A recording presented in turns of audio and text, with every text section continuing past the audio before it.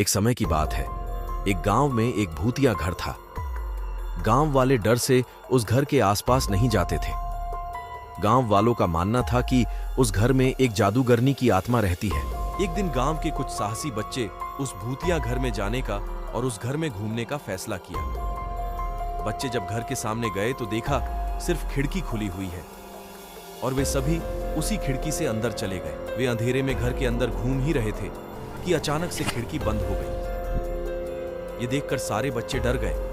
अचानक से वह जादूगरनी की भूत बच्चों के सामने आई और जोर जोर से हंसने लगी और कहा कि अब तुम सब मेरी बंदी हो, मैं किसी को जिंदा नहीं छोड़ूंगी।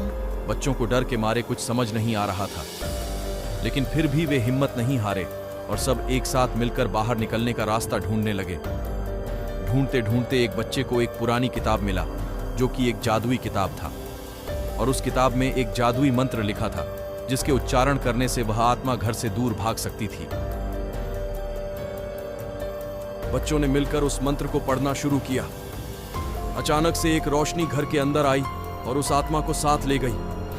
आत्मा के घर से बाहर जाते ही घर के सारे दरवाजे और खिड़कियां अपने आप खुल गईं और बच्चे दौड़कर बाहर निकल आए। उस दिन से वह घर भूत से आजाद हो गया।